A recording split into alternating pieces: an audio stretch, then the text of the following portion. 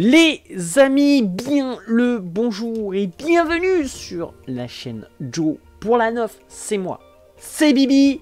Bienvenue aussi aux nouveaux, ça fait toujours plaisir. Et question qu'il faut se poser, peut-on se rapprocher du réalisme dans IFC 24? Pour ce fait, il y a plusieurs points. Premier point, c'est d'aller dans paramètres de jeu et régler tout de suite les curseurs, utilisateur et l'IA. Je ne vais pas rentrer en détail sur chaque sliders, machin, nanana. Et je peux vous dire que ça change. Ça change beaucoup.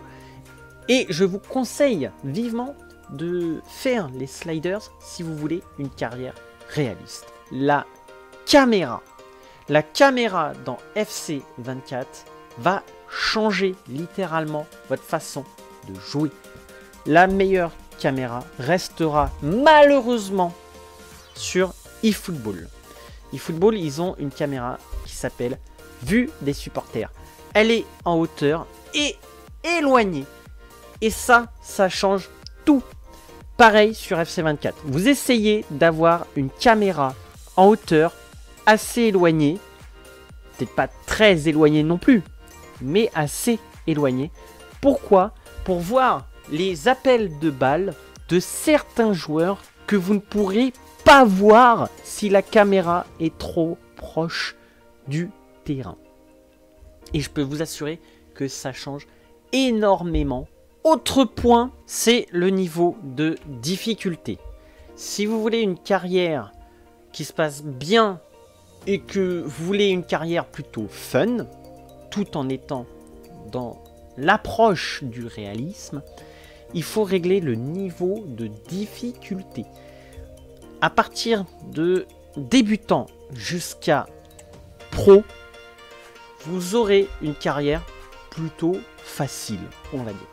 C'est normal si vous gagnez. Si vous arrivez champion ou légendaire, il y a un truc. Quand vous connectez sur FC24, quand vous allumez le jeu, vous êtes tout de suite sur les serveurs d'eSport. Tout de suite, connecté, quoi qu'il arrive, sur les serveurs eSport. Vous avez cette petite bande là qui apparaît, connexion en cours, chargement en cours, connexion en cours. C'est-à-dire que vous allez vous connecter sur les serveurs. Que vous soyez en carrière, coup d'envoi, Ultimate Team, Volta, peu importe le mode de jeu que vous choisissez, les serveurs vont calculer le nombre de buts que vous mettez, le nombre de passes que vous faites, le nombre de victoires, le nombre de nuls et le nombre de défaites. Quand je lance le mode carrière, par exemple le mardi, je fais le mode carrière le mardi, je joue, je sens qu'il y a une facilité de marquer, de passer les défenses, que mes joueurs sont un tout petit peu, vraiment légèrement plus vifs qu'à l'accoutumée. Et le lendemain, quand je refais un mode carrière, tout de suite derrière, j'ai plus de difficultés à jouer. Mes joueurs sont moins vifs, les passes sont moins précises, les frappes, je t'en parle même pas.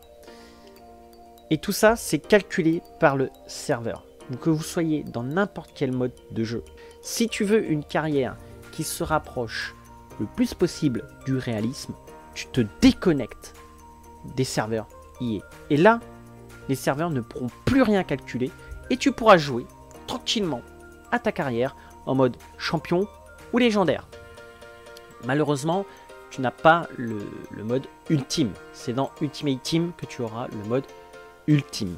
Et malheureusement, mode carrière, il n'existe pas. Je parlais des frappes juste avant par rapport à la connexion des serveurs.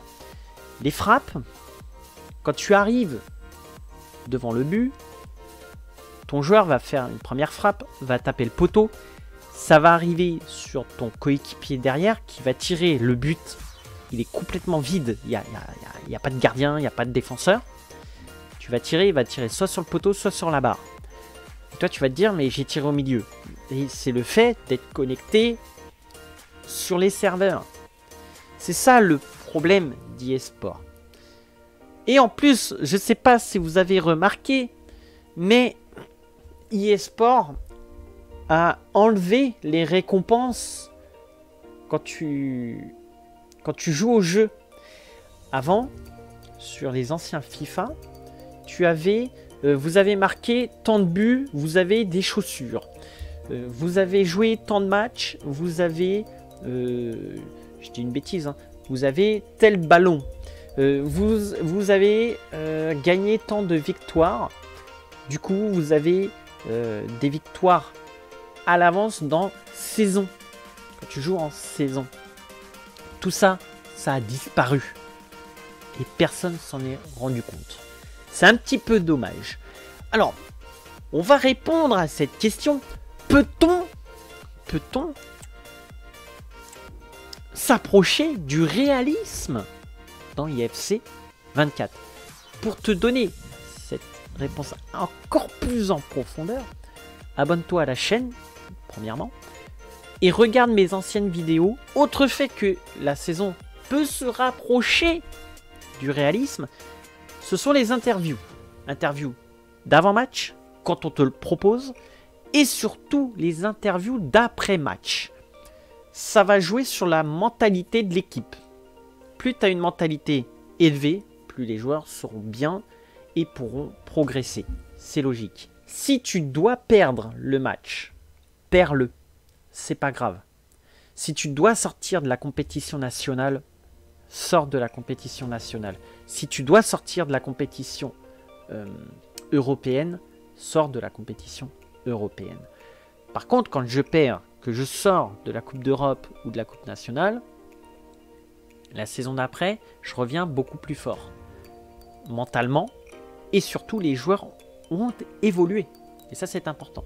Autre fait, si tu veux énormément d'argent dans le club, ne prends pas un club déjà très fort. Par exemple, Monaco, PSG, Lyon. Ne prends pas des gros clubs. Ça sert à rien. Le but, c'est que tu évolues.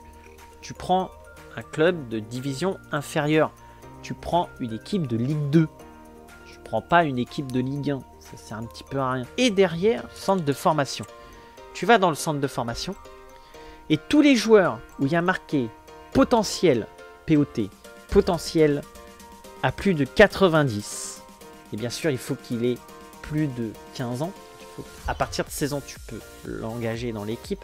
Tu le mets dans l'équipe et derrière, tu fais offre de prêt avec achat. Et là, tu as plein de clubs qui vont venir te proposer de faire un prêt sur ce jeune qui va progresser et va prendre de la valeur suivant sa progression. À la base, il valait 500 000 euros. Bah là, le joueur, il en vaut 1 500 000. Du coup, il a pris 1 million sur le marché. Et du coup, tu dis au club, bah, voilà, on va négocier 1 500 000. Après, c'est de la négociation. Si le club propose 1 300 000, tu vas pas cracher dessus. C'est un jeune de 17 ans qui vaut 1 500 000. Si on te propose 1 400 000, 300 000, tu vends. Voilà, tu dis oui, ok. Une fois que tu as fait, par exemple, 10 prêts de joueurs, les joueurs valent 1 500 000, tu fais x10, sans faire de transfert, je te laisse faire le calcul.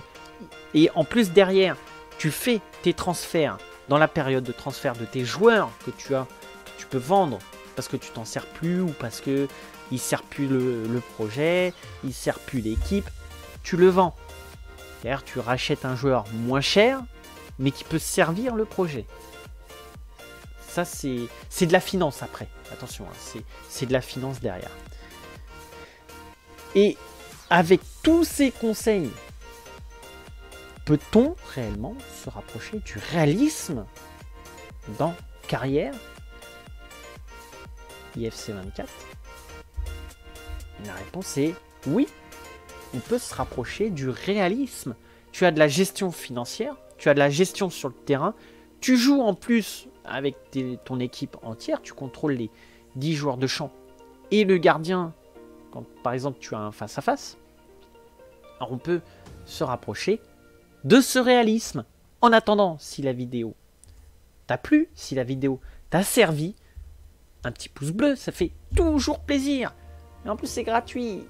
Qu'est-ce que t'attends? C'est gratuit. Un petit commentaire si tu as des questions. Un partage de vidéo pour le référencement aussi, ça fait toujours plaisir. Et l'abonnement. Surtout, n'oublie pas de t'abonner parce qu'il y aura de plus en plus de vidéos conseils sur le mode carrière. Et sur ce, les amis, je vous laisse et je vous fais des bisous de la part de Tonton. Allez, ciao.